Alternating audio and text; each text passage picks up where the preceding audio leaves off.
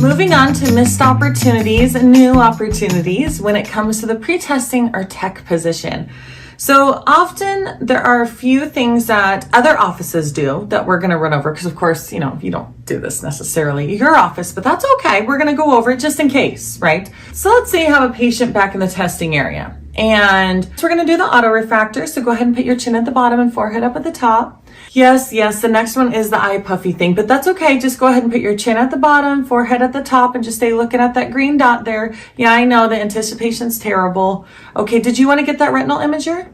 Nope, not anymore. Huge missed opportunity. You need to be seen not just as a nurse who is doing these tests before the patient comes in. No. You need to be seen as an expert in what it is that you are doing. So if you don't know completely what it is that you're doing, you need to make sure and ask questions because we want you to be the expert on these things. So when a patient asks questions, if you don't know, make sure you ask the doctor so that you can answer them with full and complete authority on what your patient is going to experience. So let's say you're doing a binocularity test. You're going to say, okay, patient, go ahead and put these glasses on here real quick. This is testing how your eyes team together, which we know is depth perception. Okay, so go ahead and blah, blah, blah, blah, blah, and then you go through the test.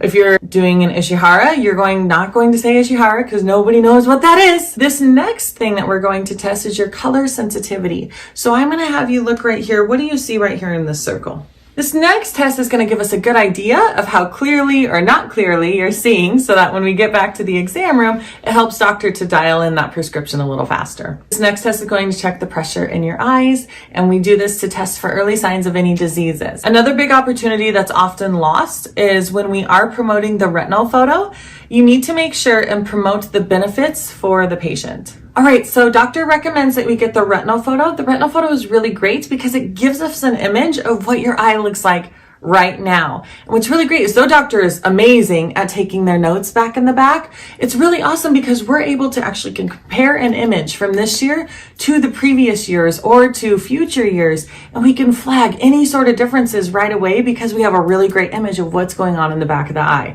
So the other great thing is that we rarely have to dilate with it. It's only $39. It's one of those things that you hope it never catches anything, but when it does, whew, you are so grateful. I had personally in my office back in 2013 that I was working at, where we were, every optician was doing pre-testing and the patient pickup. So we were kind of trying this new little model. It worked out really well because I was already selling by the time they went back to go see the doctor.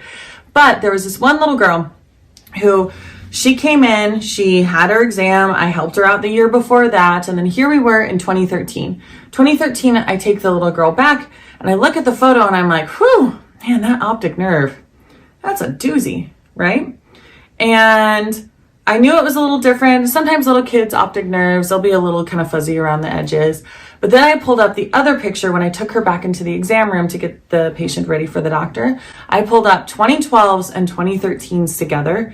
And I was like, oh my gosh. And I went right to the doctor. I closed it out there so we could open it up in the doctor's office because there was a huge difference. Turns out she had a brain tumor. Not that they took it out, they actually did like this little shrinky thing, but her mom was so grateful that we were able to catch that because we caught it. Nobody else caught it. We caught it. We were the first sign to help that little girl. And she was like 9 or 10. Oh my gosh.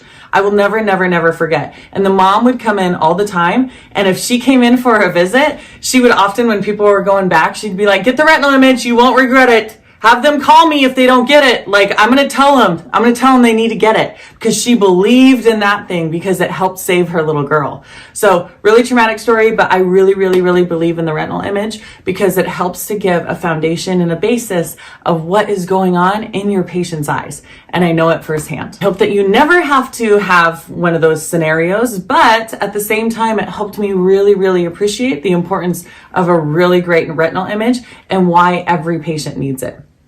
All of that said, if you have patients that your doctor often bills out medically for the retinal image, if they are on certain medications, I know one doctor who patients were on Accutane. If they are on Accutane, boom, we're going to take it and we're going to bill it medically because of all the increased cerebral spinal fluid issues that were happening. So he knew anyone on Accutane, we were going to take the retinal photo. Don't even ask him because we're going to bill it. We're going to do it. There were some diabetic. Some doctors like to do it on all diabetic patients. Some doctors like to do it on pretty much all Medicare patients. So if you have a certain stipulation in your office that your doctor likes to bill out medical retinal images for, make sure you know that list of those prescriptions or those diseases to make sure that you're capturing all those retinal photos.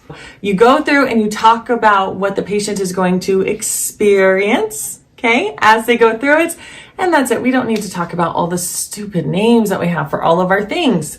Guys, it's freaking boring. Now let's talk about the really great opportunities. You take the patient back to the pre-testing area. Hi, Mary. How are you doing today? Oh, Mary's doing so great. Oh, I love hearing that, Mary. All right, let's go ahead and pop on in here. Now, what brings you into the office today? I love that question. What brings you into the office today? Because Mary could say, oh, well, I'm here because my eyes have been bothering me like crazy, so I wanted to come in for an exam earlier than normal. Or, oh my goodness, I couldn't wait for my exam because my allergies are driving me insane. Maybe they'll say something like, well, I know I'm due because I'm running out of contacts. Okay. You know what you're dealing with, but it's really great to ask your patient, what brings you in today? Even if they've said they're just here for their annual eye exam, you need to make sure and follow up because you are the specialist in what's going on in their eyes and you're asking all these questions so a doctor doesn't have to. So you just got to get them all ready to go. And you're going to say things like, well, are there any changes in your vision? Oh, not really. Okay. How about with nighttime driving? How about on your computer? Are you getting any sort of fatigue there? How about, and list it out. Are you wearing sun protection throughout the day? Okay. All right. Then maybe they say they have cheap, crappy sunglasses. Maybe they say, oh no, I never wear sunglasses. I just lose them. This is all something that you need to take note of. Then they'll say that nighttime driving, gosh, it's getting kind of harder to drive at night. I am noticing that, but actually I'm only noticing it after I've been at work for a long day because on the weekends, I can drive at night just fine. Boom. Perfect. You need to make sure and chart all of that because it gets your patients talking and it helps to allow the doctor to be able to recommend something that'll actually help them. One thing that I think is lost a lot in the pre-testing or tech position is when the pre-tester does not ask about the current medications or current, health status. Because often if you ask about the current health status, some people, they're like, oh no, I'm on this, blood thinner, but I don't have any heart problems. No, because you're on, because you have heart problems is why you're on the blood thinner. Or because you have hypertension is why you are on the high blood pressure pills, okay? Patients don't always make that association. So a really great question is when you're going through the HPIs and the history for the patient, when you are asking about medications, know the really popular medications that trigger a flag in your doctor's mind. So a lot of times the diabetes medications, the hypertension medications, anything to do with heart attacks, or there are some memory medications. Of course, eye drops. We want to make sure that if your patient has been given any eye drops, whether it be by your doc or not, that we have that noted in there. The other thing really great in the pre-testing tech position is existing eyewear. So you need to be doing lensometry on your patient's glasses to see what kind of glasses they are wearing. And this is vitally important. I ran into this on multiple occasions when I go into offices. I've heard it time after time where a doctor will be like, yeah, we were taking care of this patient for umpteen million years, and turns out they hadn't updated their glasses for 5 years, and yeah, she only changed a quarter, maybe a little bit in the sill this year, and then a quarter, and then a little bit in the sill this year, and no one had even realized that the poor gal had never even changed her glasses out. I've heard this happen with little kids. I've heard this happen with adults, with older, younger. You need to make sure you are checking your patient's existing eyewear when they are sitting there in the pre-testing area. So you need to be dialing in that prescription. And then this is a really great missed opportunity. So you can take the patient's glasses while you're there in pre-test and you can go, gosh, patient, and you'll notice that they don't have anti-reflective treatment. You'll notice they're beat to high heaven and they're all scratched up, right? So you do your lensometry and you're like, hey, I noticed that your glasses are really, really scratched. Next time you get glasses here, have the gals talk to you about anti-reflective treatment. It really helps with keeping them from getting scratched. It helps hold them up for such a long time, and it helps the look and the longevity of the lenses overall. So make sure you talk to them about that. When you do that, write it down on the route slip. Okay, anti-reflective treatment by Kayla in pretest. Just put AR Kayla, yay, star, something like that. So if you recommend it because their old pair looks like poop, and then they go back to the doctor's office and the doctor recommends it for them to get the best AR, right? Because they know it's going to help the patient see 30% better. And then the patient goes out with the optician and the optician's out there and they say, oh my gosh, doctors recommended this AR. And they're like, oh, Kayla recommended that to me in pre-testing too, because my lenses look like poop. That's a really good opportunity that we are missing out on with being able to get this patient hit 1, 2, 3 times with the recommendation. As a society, eye contact has diminished.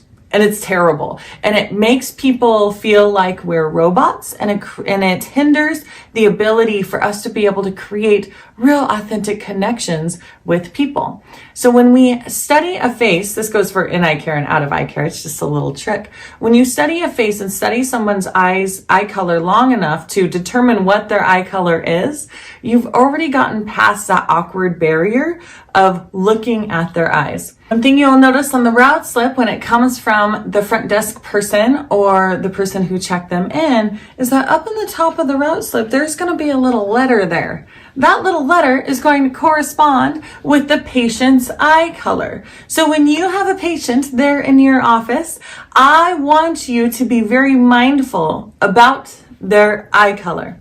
So it's a little exercise, I should say, on getting you to a better position of being able to be confident in making eye contact with your patient. So you want to make sure that throughout your visit with the patient that you are making sure that their eye color is what Sally at the front desk wrote down. So if she has H for Hazel and you're like, those are straight up green, put G, circle it, and be like, psh, that was me. So now afterwards you can be like, hey Sally, those green, not Hazel. Silly little things. But the point is that you want to make sure that you are taking the time to mindfully do this exercise so you're paying attention to your patients. Create eye contact. It's a good little trick. Last thing that I want to say about the pretest or tech position is that you want to set a good time expectation for your patients. What do I mean by this? So you've taken your patient back to the pre-testing area, you've done all their tests, you've created a great connection with them, you've now taken them back to the exam room, got them all set up there. Maybe that's where you complete your questioning. Either way, when you are done with the patient, you want to make sure that they are going to have the best time here. You will know, gosh, doctor's going to be about 5 minutes, perfect. So you can say, okay, Mary, doctor's going to be about 5 minutes. I can hear him finishing up in the other room, so he'll be right in with you in just a second. What about when a doctor is running late? Huge missed opportunity. So we can go, hey Mary, you know what? Doctor is running about 15 minutes late. We had an emergency this morning that has kind of set us back. If you would like, we can hold your spot right here and we can go ahead and I can take you up front. You can start looking around at some frames. It's way more exciting out there. And so you can certainly go ahead and take a look up there. Again, we'll hold your spot back here and we'll come up and grab you as soon as doctor is ready for you. That sounds way better. Okay, cool. And then patient goes trotting on up there. The opportunity to take the time that the patient is going to end up spending later to spend right now, I would take that opportunity all day. Time is a very valuable commodity and I hate wasting time. So if I have to sit there back in the exam room, if I'm sitting there like, gosh, I didn't bring my computer with me. What am I going to do? I hate scrolling through social media when I have so much stuff to do. And then I'm going to have to go out and pick out glasses later. Have your patient start looking at glasses right now.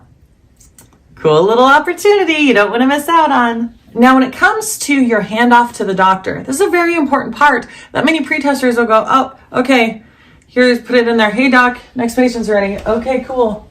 If you've got the opportunity to talk with your doctor about how your visit with Mary just was, please do so. You can tell the doctor, all right, so they don't have a good set of sunglasses. Also, talk to them about AR treatment. Don't mess this up for me, doc, okay? I already sold them on it, so you need to go talk to them about it. And Mary's happy. She's just, she did say that her night driving is worse after she's using computers. So there you go. Did your job for you. Make a little joke. The exciting part though is that you guys are all taking accountability in the patient's visit and making sure that your patient is going to have not only the best visit there, but the best outcome later, because doctors having to go through a lot of things. So if you are able to, as the pretester or tech, highlight the really important things for the doctor, it's really helpful overall to make sure that they hit those things as well. And remember, don't forget eye contact.